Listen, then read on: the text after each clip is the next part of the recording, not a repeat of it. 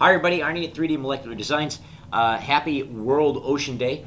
I wanted to take some time today to talk to you a little bit about why it's important to protect our oceans, and to do that we're going to be taking a look at a sodium channel. So a sodium channel actually has three amino acids that actually produce our selectivity filter, and is actually what allows just sodium to move through this.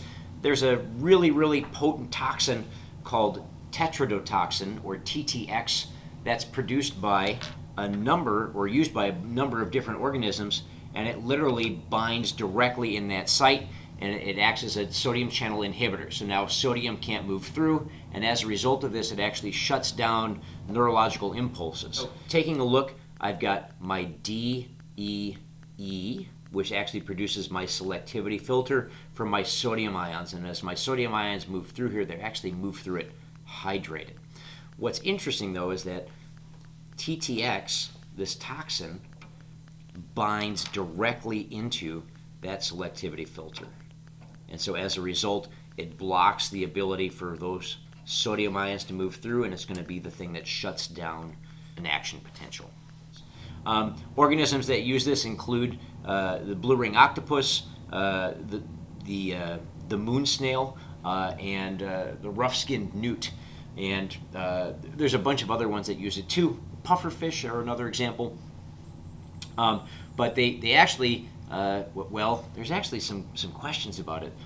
When we look at the blue ring octopus, we've actually found evidence of endosymbionts working with a number of different bacteria, including some bacillus species and some pseudomonas, and a couple of others as well, that it actually makes this toxin and it uses it to envenomate its prey and paralyze them so that it makes it easier for them to eat.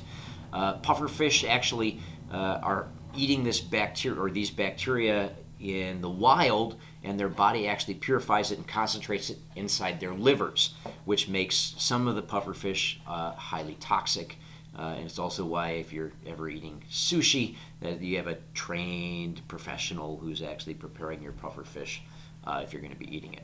And then we've got the rough-skinned newt, which, like, we don't have any idea. Like, they think that maybe it's developed a metabolic pathway in order for it to make its own TTX.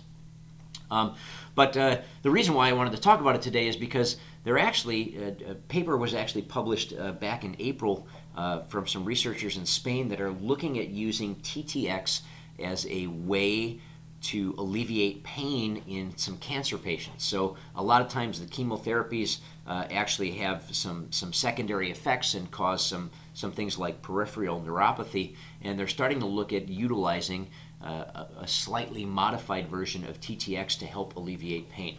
So this is one of the reasons why it becomes really important to protect our oceans. We're constantly finding compounds and trying to find new ways to utilize those compounds inside medicine. So, as always, happy modeling.